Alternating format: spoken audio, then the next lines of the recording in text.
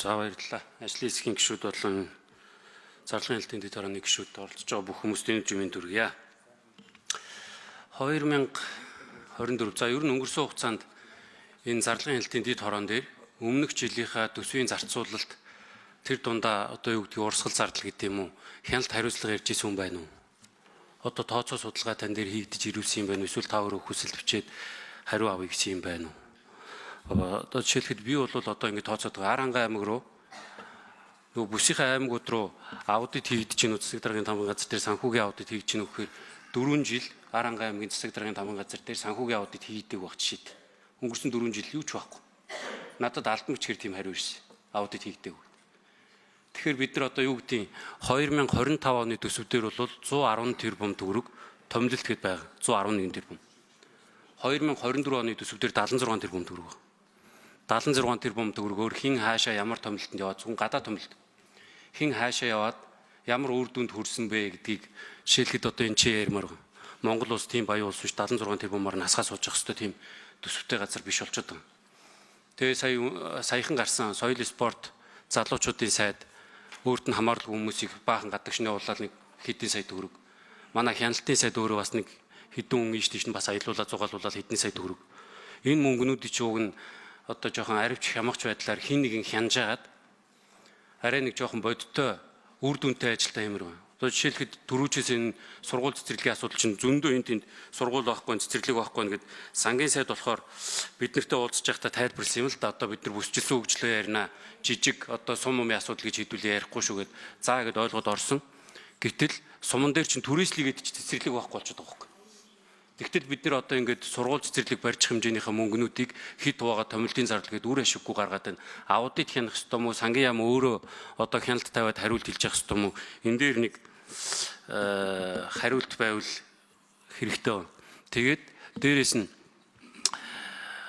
2020 онд Баянгар аймгийн Баянговь суманд цэцэрлэг бариад ашиглалтанд орсон шал нь 2 удаа цөмрөөд хан хагаралт үүсээд одоо тэнцээ хүүхэд байх боломжгүй болчиход байгаа байхгүй. Тэгэнгუთ барилгын тухай хууль дээр нэмэлт өөрчлөлт хийх чинь хэн хариуцлага хүлээх ёстой юм бэ гэдэг төсвийн байнгын орон дээр асуухаар төсвийн байнгын орооны дарга бол барилгын хуулийн дээр нэг тийм өөрчлөлт хийж байгаа гэдэг тайлбарыг бол өгсөн. Энийг би одоо үнэн худлааг нь мэдэхгүй байна. Барилгын сайд энэ ч байгаа бас хариулах боломж байвал. Тэгээ барилгатай холбоотой дахиад нэг асуудал нь тарифт цалингийн нэмэгдлийн асуудлыг сангийн сайд өнгөрсөн жилийн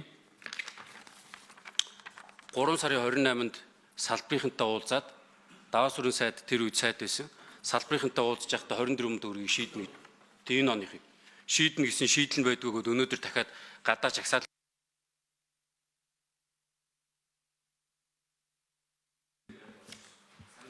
нэг минут таах уу? Нэмж. За, минут өгч. Хаанаас нь байхгүй болчих. Тэгээ энэ барилгын энэ төсөвт юу лээ? Барилгын салбарын ажилчдын тарифт цалингийн асуудлыг сангийн сайд барилгын яамны сайд даваа сүрэн сайд байхдаа энийг шийднэг 24 төгрөгийн асуудал оруулж ирсэн бэл. Тэгээ энэ 25 оны төсөв дээр байгаа эсхийг бас тодруулах гэсэн. За, аудиттай холбоотой асуудлыг цагжав дарга хариулъя. 5 намрын микрофон. За, Цогцбаатар гишүүний асуултанд хариулъя. Төрийн аудитын байгууллага төрийн санхүү төсвийг хараа тусаар хяналт тавьж ажилладаг. За, төсвийн тухай хуулийн 8-9-р зүйл зааснаар санхүүгийн аудитыг жил бүр бүх шатны төсвийн зарагчдаар хийж явдаг юм аа. Тэгэхээр та жоохон буруу ойлголттой байх шиг байна. Хуультай. Хариулт дууслаа. За, сангийн сайд нэмж хариулах уу? За, сангийн сайдын микрофоныг нэгрээ. За, Цогцбаатар гишүүний асуултанд нэмэлт мэдээлэл өгье. Ер нь шинэ их хурлын маань эхний төсөв, эхний том төсөв учраас бид аль болох дэлгэрэнгүй мэдээллүүдийг өгөөд яваад байгаа гишүүдтэй. За, тэгээд ингэсэн байгаа хавар барилгын яам, манай яам хооронд энэ асуудал одоо яг процессороо явуулсан асуудал. Ер нь барилгын тухай хуулиар барилгын зураг төсөв хийхэд одоо тэр нормативт цалингийн тарифыг барилгын чиглэлийн сайд, сангийн сайд одоо хамтарсан байдлаар баталт юм байна. За ингээд энэ асуудал бас нэлээд хөндөгдсөн юм а. Ковид үед ч нэлээд хөндөгдсөн. За ингээд нэг 2 жил шахуу өрнөлтөгдөж байгаад өнгөрсөн өвлөөс энэ асуудлыг нэлээд судалгаатай үзэж яваад тэгээд 3 сая таны сая 3 сарын 28 гэж байна тий. 3 сарын 28-нд уулзалт хийгдээд ингээд манай сангийн яамнаас зөвшөөрөл өгөөд барилга хотын сайд тушаалаараа тарифт өөрчлөлт орсон. 5 сарын 24-ний өдрийн тушаал байх хэвээр. Барилгын сайтын. За ингээд энэс хойш яах ёстой вэ гэхээр одоо энэ барилгын хөгжлийн төв буюу одоо барилгын яамны дэргэд байдаг энэ институт одоо шаардлагатай тэр магадлан өөрчлөлтүүдийг төслүүд дээр хийх ёстой.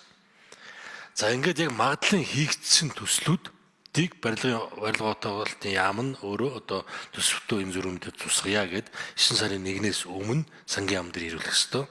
За 9 сарын 1-нд одоо төсөв өргөн барьдаг болсон учраас төсөв өргөн барихад энэ цалин тарифт одоо шинэ тарифтай холбоотойгоор нэгч одоо төсөл ирээгүй, магадлан ирээгүй байхгүй.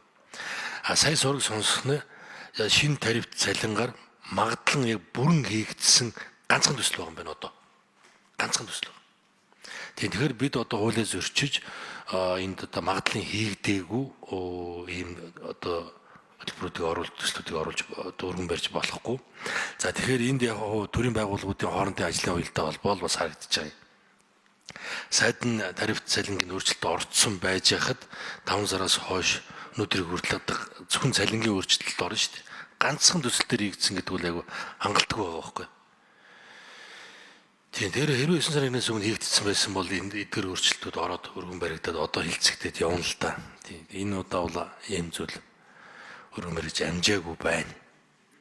За тэр яригдж байгаа одоо нэмж нийтлэг байдлаар дараа нь сайд нь өөрөө хуваарлах байдлаар нэмэлт оруулъя гэсэн бас тийм хувилбар санал барилгын холбооноос яригдж байна лээ. За тэрийг хууль дүрмийн хүрээнд байнга ороод зарлагын аль хэдийн тороонууд гишүүд санал гаргуул тэгээд хилцээд явна үстэй тэр бол нээлттэй шүү дээ.